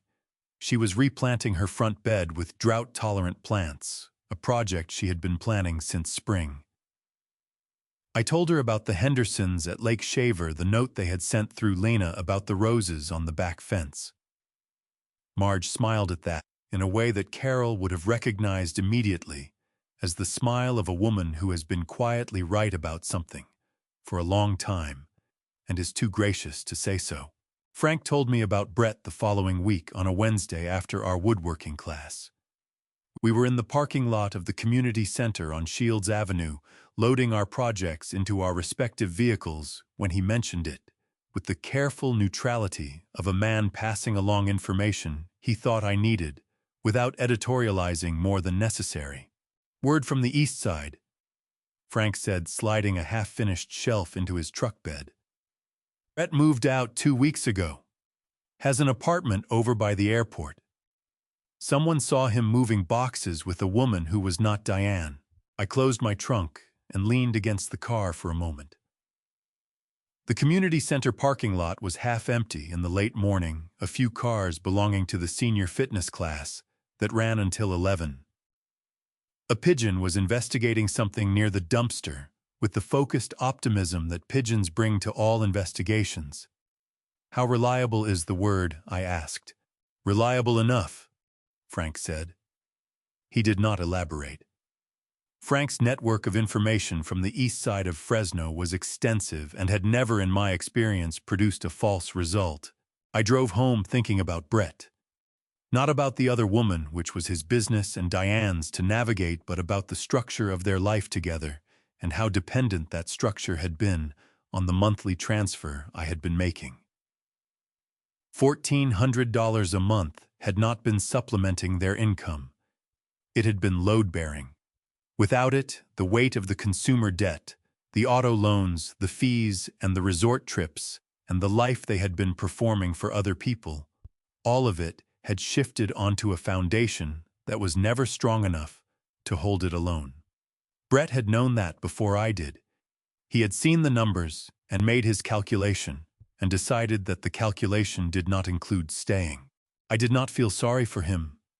I did not feel sorry for Diane either, not in the way that would have made me reach for my phone and call her. I felt something more complicated and more honest than sorry, which was the recognition that the life they had been living had required my money to exist. And now that my money was gone, the life had gone with it, and what remained was the actual thing underneath, which was apparently not enough for Brett, and which Diane was now going to have to find out was enough for her or was not. The following Saturday, I went to the Vaughn's on Shaw Avenue for groceries, the one I had shopped at for 22 years.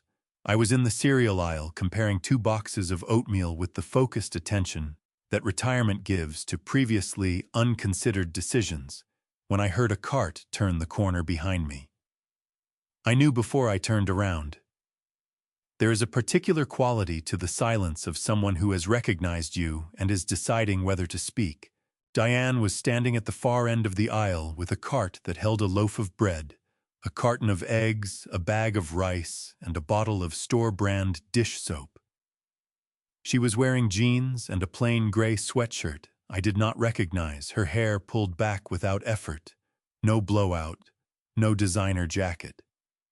She looked like someone who had recently stopped performing and had not yet decided what came next. She looked more than anything like someone who was tired in the particular way that comes not from too much work, but from too long spent being someone you are not. We looked at each other across the length of the cereal aisle. She did not move toward me. I did not move toward her. Her hands on the cart handle were still not gripping, just resting the hands of someone who has recently stopped bracing for impact. Her eyes were steady, but there was something behind them that had not been there before, something that looked like the very beginning of a recognition that was costing her something to arrive at. I nodded once. She nodded back. Then I put the oatmeal in my basket and turned the corner into the next aisle. I stood on the other side of the shelving unit for a moment, my hand on a box of granola I had no intention of buying, breathing slowly. My chest felt tight and loose at the same time, the contradictory sensation of a man who has done the right thing and is discovering that the right thing and the easy thing are not the same thing and have never been. I did not feel good about that moment, and I did not feel bad about it. I felt accurate. Like I had done exactly the right amount of the right thing, no more and no less, which is a feeling I had not had in relation to Diane in longer than I could easily calculate. Carol would have understood that distinction. She had always been precise about the difference between feeling good and being right, had always said that confusing the two was how people ended up doing the wrong thing with a clear conscience. I got home and unpacked the groceries and stood at the kitchen counter, making a list of things I needed to do that week. The water heater was running properly now. The back gate swung true. The front porch railing was cream-colored and fresh. The woodworking class ran every other Saturday through November. The Hendersons had sent another note through Lena saying they wanted to extend the rental through October, if the owners were amenable. I wrote the word amenable on the list and circled it. Then I stood at the window and looked out at the backyard for a while, at the rose bushes cut back for the season, at the bird feeder Carol had painted red, and that I kept filled at the long, ordinary fact of a September afternoon in Fresno with the light going gold over everything and no one making any claims on my time. That evening, I checked my email for the first time in several days. Near the top of the inbox, between a Water District notification and a newsletter from the USPS Retirees Association, was a message from an address I did not immediately recognize. The subject line was 3 words. Dad, I'm sorry. I read the email 3 times the night I received it, then closed the laptop and did not open it again until morning. The second reading told me what the first reading had felt like, which was something cautious and careful moving through my chest, not quite hope. More like the early stages of being willing to consider hope as a possibility at some later point when more evidence was available. The email was 12 sentences long. Diane did not ask for anything. She said she was sorry for Father's Day. She said she was sorry for the phone call. She said she had been thinking about things she had said and done over the past 4 years, and that she was not proud of the person she had been. She said Brett had moved out, and that she was managing on her own for the first time, and that it was harder than she had expected, and that she thought she deserved that difficulty. She said she did not expect a response, and that she understood if I needed time. I sat with those 12 sentences for a long while in the quiet kitchen. Outside, the rose bushes were shapes in the dark. The bird feeder was still. I thought about Carol, about the particular patience she had always brought to situations I wanted to resolve quickly, the way she would set a thing down and say, "Let it breathe, Gary, the way you let bread dough breathe," and it always turned out she was right about that. I wrote back 4 sentences. I told her I had received her email. I told her I appreciated her honesty. I told her I needed time and that I would be in touch. I told her I loved her. I did not hear from her for 3 weeks after that. 3 weeks is a long time when you are waiting for something, and a short time when you are not sure what you are waiting for. I went to the woodworking class. I went to the Fresno rescue mission on Tuesdays and Thursdays. I walked the neighborhood in the afternoons. I finished the back legs of Owen's chair and started on the front ones, the grain running clean and straight through the walnut, the chisel moving the way it moves, when your hands have learned the material and stopped fighting it. Then she called on a Thursday afternoon in mid-October and asked if she could come over. Her voice on the phone was different from any version of it I had heard in a long time. Quieter, less arranged. The way a voice sounds when the person using it has stopped thinking about how it lands and started thinking about what it needs to say. "Come over," I said. She arrived at 2 in the afternoon. She was driving a used Honda Civic dark blue, the kind of car that suggests a person has recently made a significant adjustment to their expectations and has not yet decided whether to be bitter about it or simply practical.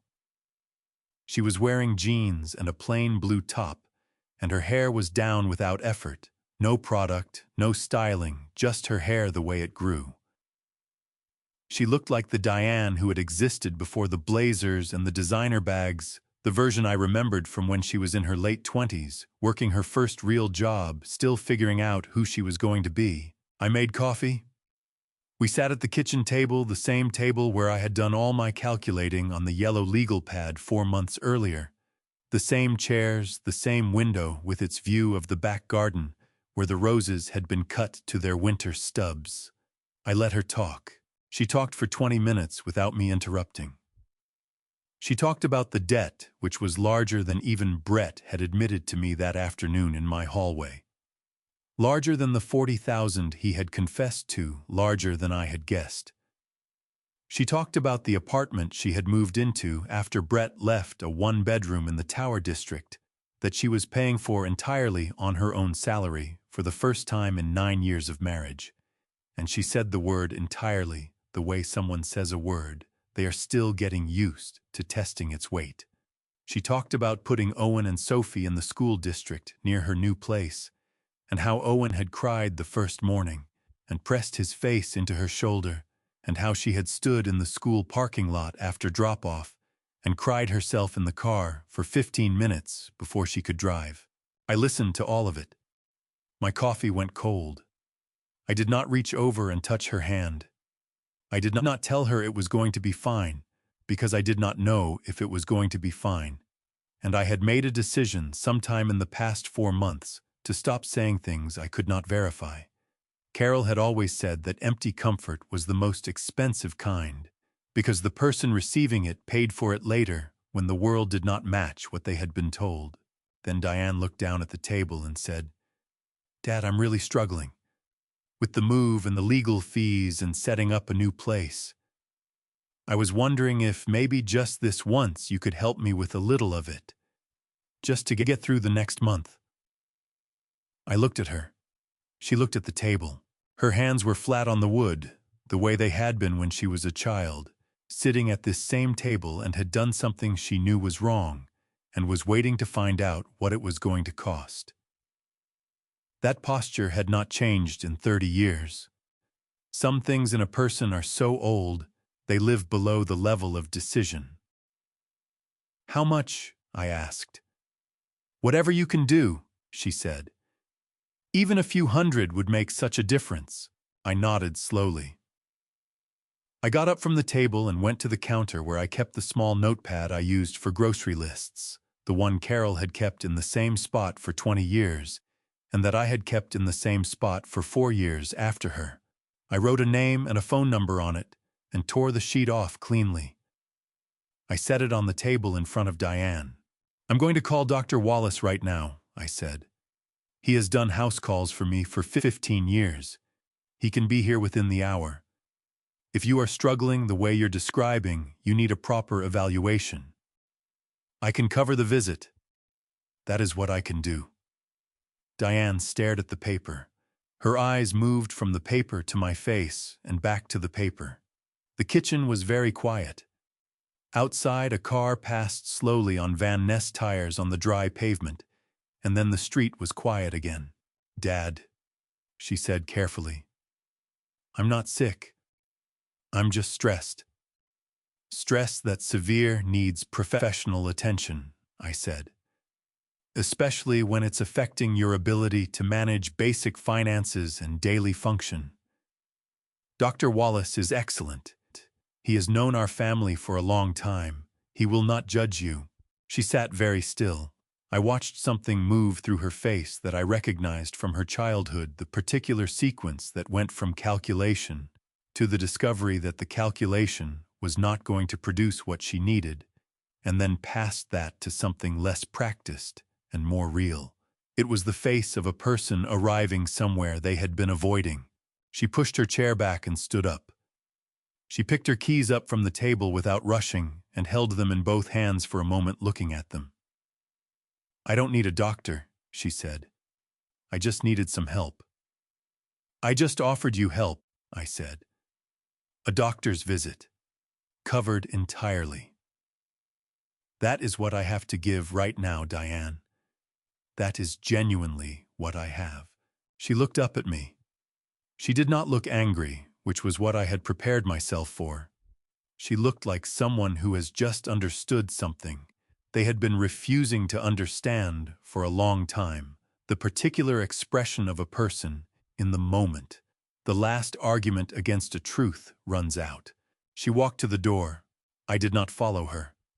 At the doorframe, she stopped with her hand on the wood and turned and looked back at me across the length of the kitchen. The coffee cups still on the table.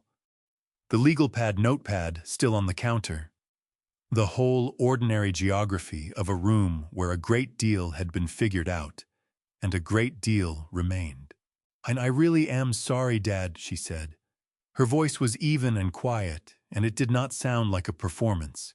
It sounded like what was left when the performance was finished. Not about the money, about everything else. I know, I said. She left. I stood in the kitchen and listened to the Honda Civic start up in the driveway, back out carefully, and pull away down Van Ness. The sound of the engine faded south toward the Tower District. I stood there until I could not hear it anymore. Then I walked to the living room and stood in front of the bookshelf where the family photos were arranged, the ones I had not taken down and had not moved through all of it. Gary and Carol at Yosemite 1998, both of us squinting into the high-altitude sun, Carol's hair blowing sideways, my arm around her shoulders.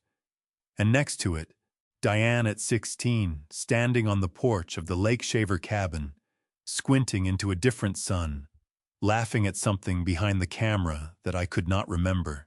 Now some joke or stumble or ordinary moment that had been worth laughing at on a summer afternoon 30 years ago, when everything was still the same, and nothing had yet become complicated. I picked up that photo and held it in both hands for a long moment. The glass was slightly dusty. I wiped it on my sleeve. Then I put it back exactly where it had been. The first Saturday of November, I woke up at 5:53, same as always, and lay in bed for a moment listening to the particular quiet of a November morning in Fresno, which is different from the quiet of a June morning, the way a room looks different under different light. The same furniture, the same walls, but somehow more itself. There was coolness in the air that had not been there in months. I got up, made coffee, and went out to the garage. The workbench ran the full length of the back wall, 8 feet of solid Douglas fir that I had built myself in the summer of 1994, back when Diane was 9 years old, and used to sit on an overturned bucket and hand me tools she could not name yet, and ask questions I could not always answer. The surface was filmed with dust, but the wood underneath was sound. I ran my hand along it, feeling for soft spots the way Garrett had taught us to check for weak grain, and found none. It had been built to last, and it had lasted. I spent that first morning just cleaning. I wiped down the bench, organized the tools into their proper places, oiled the hinges on the storage cabinet that had been stiff for 2 years. Frank arrived at 9 with a box of pastries from the Basque Bakery on Fresno Street, and set them on the corner of the bench, and we worked alongside each other the way we had walked alongside each other on overlapping mail routes for 19 years, in the comfortable parallel of 2 people who do not require constant conversation to feel the benefit of each other's company. By 10:30, we had the bench cleared and the tools laid out, and Frank had measured the piece of walnut he had been seasoning in his garage since the spring and declared it ready. He was making a small side table for his daughter in Bakersfield. He had been talking about it since July. I was making a chair, not a complicated chair.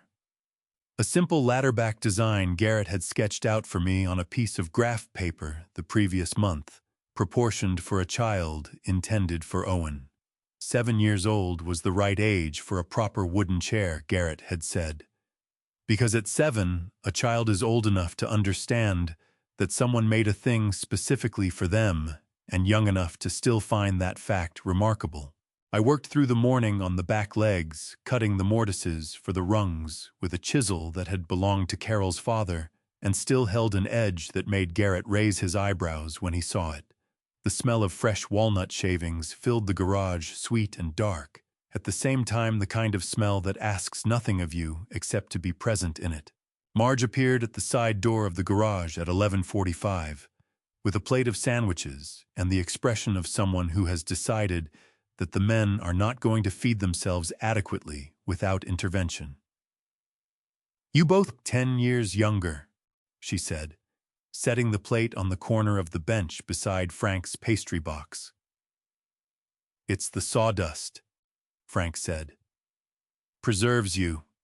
It's the not thinking about other people's problems," Marge said, and Frank pointed at her and nodded like she had said something that deserved to be written down. We ate lunch in the garage with the door open, the November light coming in flat and clean across the workbench. Outside, the rose bushes had been cut back for winter, the canes pruned to knee-height the way Carol had shown me, and the garden had the stripped, honest look of a thing that has given everything it had for the season and is now resting in preparation for the next one. On Tuesday and Thursday afternoons, I had started going to the Fresno Rescue Mission on Tulare Street, where a volunteer coordinator named Patricia had put me to work in the distribution center, organizing donated goods and helping load the weekly delivery trucks. It was straightforward physical work, the kind I understood, and the other volunteers were mostly retired people who had arrived at the same realization I had arrived at, that having time and giving none of it away felt like a waste of a resource. I told Frank about it over the workbench that morning, and he said he might come by the following Thursday, said it the way he said most things he intended to do, simply, and without making it sound like a decision. In the afternoons after the woodworking, I had been taking walks through the neighborhood, longer walks than I had taken in years. The kind I used to take before the routine of the monthly transfer had made me feel obscurely guilty about spending time on myself. I walked down Van Ness to Belmont across to the park, sometimes sitting on a bench for 20 minutes, watching the dogs and the joggers and the young parents with strollers, the whole ordinary procession of a weekday afternoon in a California city, the kind of thing that looks unremarkable from inside it and precious from outside. On the third Saturday of November after class, Garrett stopped me in the parking lot of the community center and looked at the chair leg I was carrying to my car and said it was the best mortise work he had seen from a first-year student in 11 years of teaching the class.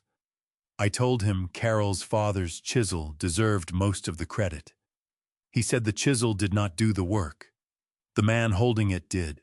I drove home with the chair leg in the back seat and the windows down, despite the November cool and the radio on an oldies station out of Fresno that played the kind of music Carol and I had danced to in the kitchen on Sunday mornings, when Diane was small and the world was the size of that kitchen. And that was exactly enough. That evening, the doorbell rang at 7 o'clock. I turned off the radio and went to the door and opened it. Diane was standing on the porch. No designer jacket, no blowout, no shopping bag. Just my daughter standing in the November dark with her hands at her sides, looking at me the way a person looks when they have rehearsed what they want to say and have decided at the last moment to say none of it and simply show up instead. I stepped back and let her in. She came through the door slowly, the way someone enters a place they are not certain they still have the right to enter. She stood in the hallway for a moment, looking at the house the way you look at something you have not seen in a long time, and are checking to see if it matches the version you have been carrying in your memory. The kitchen light was on. The hallway smelled like the cedar oil I used on the floors twice a year. Carol's rose print was still on the wall above the side table, the small watercolor we had found at an estate sale in Clovis in 2003, and argued pleasantly about for 20 minutes before agreeing it was exactly right. "Come sit down," I said. She sat at the kitchen table, the same chair she had always taken, the one closest to the window that looked out over the back garden. When she was small, she used to press her nose against that window on winter mornings, watching for birds at the feeder Carol kept filled from October through March. I had kept the feeder filled. I was not sure when I had decided to do that. Some things you just continue. She talked for a while without asking for anything, which was new enough that I noticed it the way you notice when a sound that has been present for a long time suddenly stops. She talked about Owen. He had started reading on his own in the evening's chapter books, the dog sailing series we had read together in June, and he had apparently gotten 3 chapters ahead and then come to Diane at 9 o'clock at night to tell her the ending was not fair and that he needed to discuss it with someone immediately. She had called a school friend's mother at 9:15 to get a recommendation for the next book in the series. She talked about Sophie. Sophie had lost 2 more teeth since summer, bringing the total to 3, and had developed a system for tracking them in a small notebook. She kept on her nightstand, recording the date each tooth came out and the amount left by the tooth fairy, and her personal assessment of whether the rate was keeping pace with inflation, a word she had picked up somewhere, and was deploying with great confidence in contexts that were approximately correct. I laughed at that. A real laugh, the kind that comes without warning and does not apologize for itself. Diane looked at me when I laughed. Her expression was careful and open at the same time, the expression of someone watching something they had been afraid might not still exist, and finding that it does. Then she said she was sorry. Not with the careful arrangement of words she had used in October, the 12-sentence email she had clearly drafted and revised, not with the performance of contrition she had attempted in the driveway 9 months earlier. She said it with the plainness of someone who had run out of ways to say it, other than the true way, the way you talk when you are tired of the sound of your own careful management of a situation, and you decide to just put the thing down in the room between you and let it be what it is. I let her finish. I did not reach across the table. I did not tell her it was all right, because it was not entirely all right. And I had made a decision sometime in the past 6 months to stop saying things I could not verify. When she was, I set my coffee cup down and looked at her directly. "I love you," I said. "That has not changed, and it is not going to change. You are my daughter, and that is not a conditional thing. But I need you to hear me clearly on what comes next. She held very still. I will not give you money, I said. Not a loan, not a gift, not a bridge to get you through a hard month. That part of our relationship is finished, and it is not going to reopen. If you call me because you need something paid for, I am going to tell you the same thing I am telling you now, and it is not going to be a conversation. Diane nodded once. Her hands were flat on the table. What I will do, I said, is be your father. I will answer the phone when you call. I will come if something is genuinely wrong. I will be at the things a father is supposed to be at. I will know Owen and Sophie, and I will be their grandfather in the way a grandfather is supposed to be, which means I am not a babysitter you drop them with on short notice, and I am not a backup plan. I am a person they know and spend time with because we want to know each other. Okay, Diane said. Her voice was quiet and level. That is not nothing, I said. That is actually quite a lot if you want it. She looked at the window above the garden. The bird feeder was visible in the November dark, just its shape, the wooden roof, and the small platform Carol had painted red 20 years ago, and that I had repainted the same red every 3 years since. I want it, Diane said. We sat for a while longer. I made more coffee. She told me about the apartment in the Tower District, the way the morning light came through the east window, the fig tree in the courtyard that the building manager kept threatening to cut down, and that none of the tenants would allow. She said Owen had claimed a corner of the living room for his books, and that Sophie had painted a rock she found in the parking lot and put it on the kitchen windowsill and called it the apartment's good luck charm. I told her about the chair I was making in the garage, the ladder-back design for Owen. I told her about Garrett saying the mortise work was the best he had seen from a first-year student in 11 years, and she looked at me with an expression I recognized from when she was very young, before everything became complicated, the particular look of a child who is proud of their parent and has not yet learned to be guarded about showing it. She left at 9:30. At the door she hugged me briefly, and without drama, the hug of someone who is practicing being honest with their body, the way they are practicing being honest with their words. I put my hand on her back for a moment, and then let her go. I stood on the porch and watched her taillights disappear down Van Ness Avenue. The first Saturday in December, we met at Woodward Park. Gary and Owen and Sophie and Diane, the four of us, on a cold, bright California morning, with the sycamores bare and the grass still green, the way Fresno grass stays green through December if the rains have come. Owen ran to me across the open grass with his arms out, and I caught him and held on longer than I probably needed, to my face against the top of his head, his hair smelling like the children's shampoo Carol used to buy when Diane was small. The same brand, the same yellow bottle. Sophie presented herself for inspection, with the formal gravity of someone reporting for duty. She opened her mouth wide to show me the current state of her dental situation, 3 gaps now, top and bottom, and informed me that the Tooth Fairy's most recent payment had been $2.50, which represented a 25-cent increase over the previous rate, and which she considered appropriate given current economic conditions. You are absolutely right, I said. A raise was overdue. That's what I told Mom, Sophie said, satisfied. We walked the park paths for 2 hours. Owen found a bird feather and needed to know immediately what kind of bird it had come from, and I told him it looked like a red-tailed hawk feather, which might or might not have been accurate, but which he accepted with the seriousness the identification deserved. Sophie collected 3 interesting rocks, evaluated each one carefully, and released 2 of them back to the path on the grounds that she could only commit to 1 new rock at a time, given the apartment's existing good luck charm situation. Diane walked beside me for a while, and we talked about ordinary things, the the neighborhood near her apartment, a coffee place Owen liked whether the Fresno winter was going to be wet or dry. She did not look at her phone once in 2 hours. I noticed and did not mention it.